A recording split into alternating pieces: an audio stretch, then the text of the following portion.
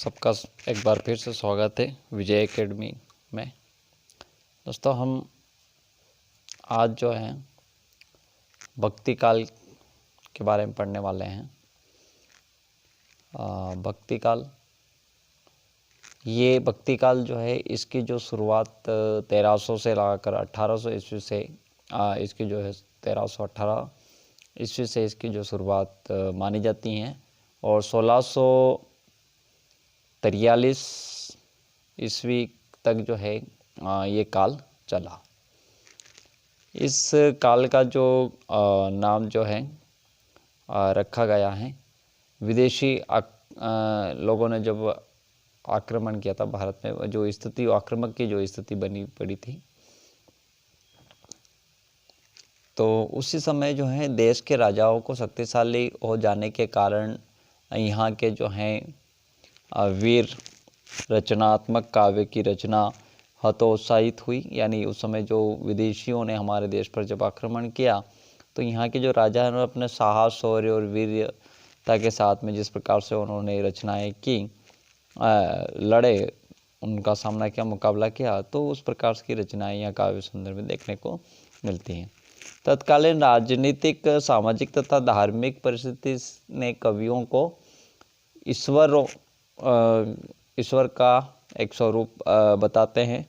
इनके अतिरिक्त देश में एक सर्वदेशिक भक्ति आंदोलन भी सूत्रपात के रूप में यहाँ पर चलता है और इस सारी परिस्थितियों ने हिंदी साहित्य को गहराई से प्रभावित किया और भक्ति प्रधान काव्य की रचना का नया युग यहाँ से शुरू होता है, जिसमें कबीरदास जी, जायसी, सूर और तुलसीदास आदि कवियों का जो है हिंदी साहित्य के विकास में एक बहुत ही बड़ा योगदान उनका माना जाता है।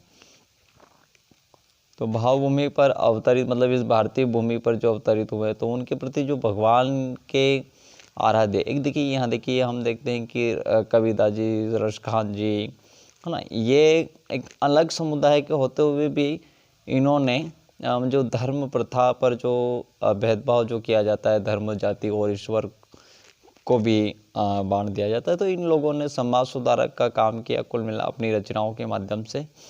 और बहुत ही महत्वपूर्ण जो है उस समय का काव्य इन्होंने रचा है। नहीं, यूँ कहें कि हिंदी साहित्य को एक नई दिशा भक्ति काल से मिलती है। ये भक्ति काल को यहाँ पर दो भागों में बांटा गया है। पहला है निर्गुण धारा और दूसरा है सगुण धारा। निर्गुण धारा में ज्ञान से ही शाखा होती हैं। निर्गुण धारा, इसको भी जो है दो अलग अलग शाखाओं में बांटा गया। एक है ज्ञान से शाखा और दूसरा है प्रेम से शाखा। ज्ञान से शाखा यानी लोगों को ज्ञान से अवगत कराना, ज्ञान रूपी जो बातें होती हैं उनको लोगों तक पहुंचाना, जिसको ज्ञान से शाखा कहते हैं।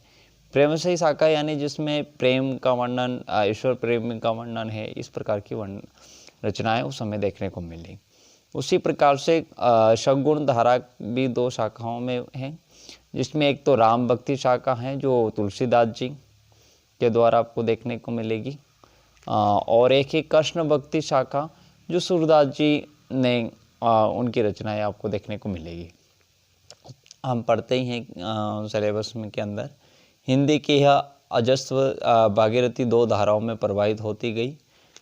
मतलब भागीरथी इसलिए कहा कि जिस प्रकार से गंगा किसी में भेदभाव न करते हुए भागीरथी नदी के रथ के पीछे पीछे जो है, जो भी उसके रास्ते में आता है उनको उद्धार करती हुई चलती है, ठीक उसी प्रकार से ये धाराएं भी आगे बढ़ती रही। निर्गुण धाराएं तथा सगुण धारा ईश्वर के निराकार रूप में उपासना, निर्गुण भक्ति और उसके अवतारों के रूप का वर्णन जो है इन काव्यों में किया गया। भक्ति के संपादन के रूप में अगर हम देखें तो भक्ति ने अनेक संप्रदाय देखने को मिलते हैं, जिसमें 4 वैष्णव संप्रदाय और आचार्यों का परिचय संक्षेप में यहाँ देखने को मिलता है, जिसमें श्री ब्रह्मा, रुद्र, शनकादि या निम्बार्क, ये यहाँ पर हमें देखने को मिलते हैं। श्री संप्रदाय के आचार्य रामानुजाचार्य हैं। कहा जाता है कि लक्ष्मी ने इन्हें जिस मत का उपदेश दिया उसे वे उसी आधार पर उन्होंने अपने मत का प्रवचन किया और इसीलिए उनके संप्रदाय को श्री संप्रदाय कहते हैं। इसके अलावा भक्ति दार्शनिक आधार पर अगर हम देखें तो शंकराचार्य के अद्वैतवाद का खंडन करते हुए जिस मत की स्थापना की उसे विशिष्ट देवतात के नाम से जाना जाता है।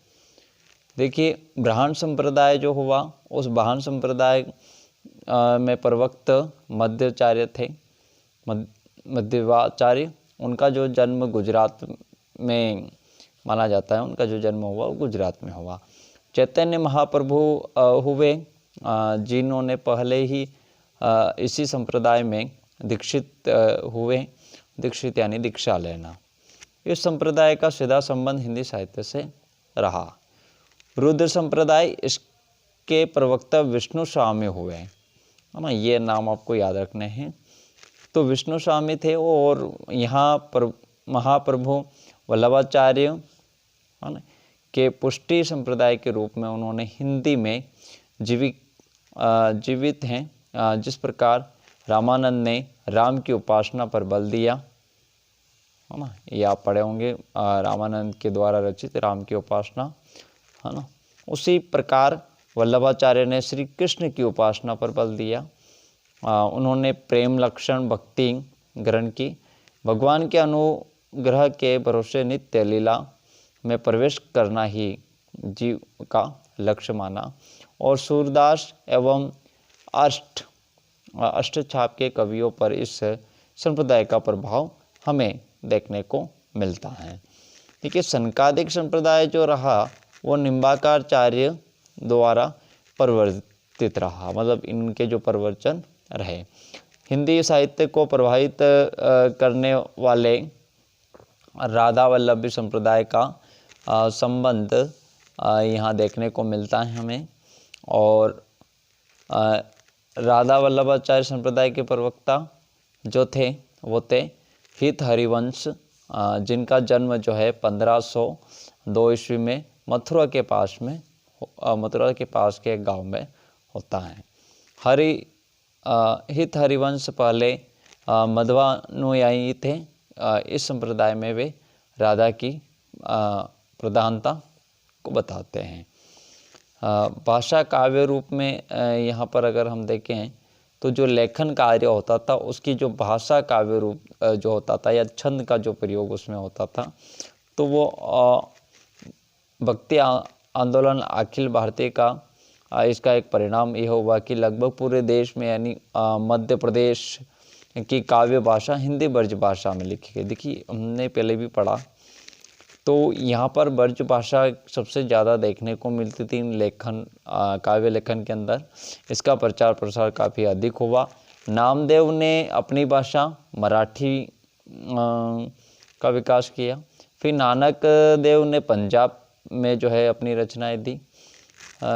रचनाएं करते थे और ब्रज भाषा में भी वे रचना करते। तो भक्ति काल जो हुआ है तो भक्ति काल हिंदी काव्य की एक प्रमुख ब्रज भाषा बनी। भक्ति काल की प्रमुख जो भाषा जो बनी उस समय हिंदी काव्य की, वो क्या थी? ब्रज भाषा। भक्ति काल की दूसरी भाषा जो रही वो अवधी भाषा रही है। ये इम्पोर्टेंट है, आपको पूछ लिया जाता है कि हिंदी भक्ति काल की जो है प्रमुख भाषा कौन सी है, तो वो ब्रज भाषा और दूसरी जो है अवधी भाषा। तो ब्रज भाषा जितनी व्यापक नहीं थी उतनी ही अवधी भाषा काव्य रचना प्रधान थे। मतलब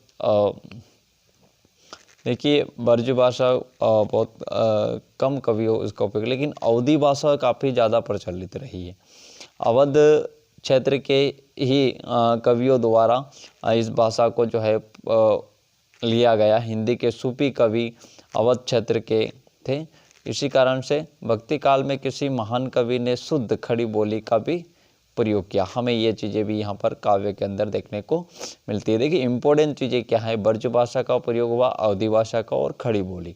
इनका जो है काव्य के अंदर उस समय के काव्यों में जो है प्रयोग होता था भाषा के रूप में। उसका एक मिश्रित रूप भी हमें देखने को मिलता है। मतलब कई बार खड़ी बोली या अवधी भाषा या ब्रज भाषा का जो है एक मिश्रित रूप हमें देखने को भी मिला। यहाँ अगर हम देखें आगे चले तो पंजाबी क्षेत्र के जो कवि थे पंजाबी भाषा, राजस्थानी क्षेत्र के राजस्थानी या खड़ी बोली और ब्रज के आसपास के रहने वाले लोगों को ब्रज भाषा का, यानी अवध के आसपास जो रहने वाले थे वो अवधी भाषा का काम करते। तो ये इस प्रकार से पंचमेल एक प्रकार से बना। भक्ति साहित्य अनेक विद्याओं और छंदों में लिखा गया, किंतु यहाँ पर दोहा चौपाई उनके जो है प्रधान रूप में रहे, क्योंकि उस समय भक्ति काल के थे। तो भक्ति काल के जो कवि थे उन्होंने या तो वो रामायण से संबंधित अगर हम देख ले तुलसीदास जी की तो उनके चौपाई और दोहे हैं, सूरदास जी को देख लें हम तो उनके भी दोहे वगैरह हैं, रसखान के भी हैं, कबीरदास जी की शाखियाँ हैं, शबद पद हैं। तो ये सारी चीज़ें हमें देखने को मिलती हैं। हिंदी में श्रुतों से प्रारंभ होती हैं, है ना, ये जो परंपराएं हैं। और नानक, नामदेव, कबीर, सूर, तुलसी, मीराबाई आदि ने अपनी रचनाएं की हैं। देखिए दोहा और चौपाई में परंपरा के सरलता से मिलने वाली जायसी पूर्व अवधि कवियों के भी अनेक काव्य चौपाई दोहे में उनकी रचनाएं देखने को मिली। सूफी कवियों और विशेषतः जायसी के हाथों अत्यंत परिष्कृत हुआ और तुलसीदास ने इसे चरोत्कोष्ण पर बताया, मतलब एक अच्छे लेवल पर ले जाने का जो काम जो है यहाँ पर तुलसीदास जी ने किया। दोहे की परंपरा अभ्रक भाषा में देखने को मिलती हैं और सरहरपाद का जो दोहा कोश प्रसिद्ध है।